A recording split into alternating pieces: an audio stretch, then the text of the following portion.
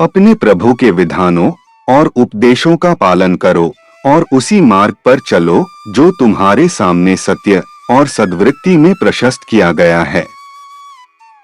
जो कुटिलता और दोष से बचते हैं तथा पुण्य कर्मों का दामन थामते हैं, वे एकमेव सत्य ईश्वर की दृष्टि में सभी रचित वस्तुओं में श्रेष्ठ हैं।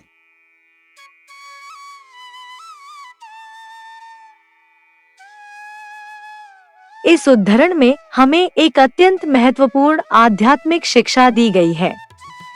इसमें कहा गया है कि मनुष्य को केवल ईश्वर में विश्वास ही नहीं करना चाहिए, बल्कि उसके विधानों और उपदेशों का पालन भी करना चाहिए।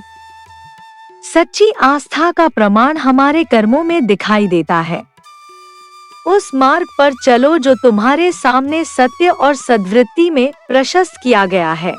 इसका अर्थ है कि हमें अपने जीवन में सत्यनिष्ठा, ईमानदारी, न्याय, प्रेम और सेवा जैसे गुणों को अपनाना चाहिए। ईश्वर ने मानवता के कल्याण के लिए जो मार्ग दिखाया है, वही वास्तविक प्रगति और सुख का मार्ग है।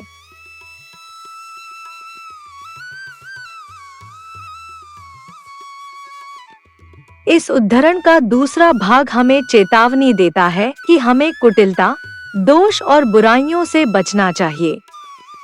ईर्ष्या, घमंड, छल, कपट और स्वार्थ जैसे अवगुण मनुष्य को ईश्वर से दूर कर देते हैं।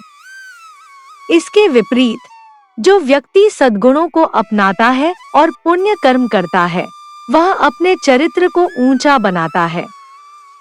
बहाई शिक्षाओं के अनुसार मनुष्य की महानता उसके धन, पद या बाहरी उपलब्धियों से नहीं मापी जाती, बल्कि उसके चरित्र और सेवा भाव से मापी जाती है।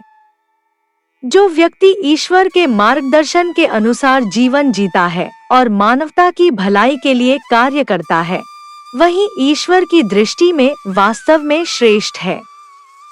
अतः यह उद्धरण हमें प्रेरित करता है कि हम अपने दैनिक जीवन में सत्य, सदाचार और सेवा को अपनाएं, बुराइयों से दूर रहें और अपने कर्मों द्वारा ईश्वर के प्रेम तथा शिक्षाओं को प्रतिबिंबित करें। यही सच्ची आध्यात्मिक उन्नति का मार्ग है और यही मानव जीवन का वास्तविक उद्देश्य है।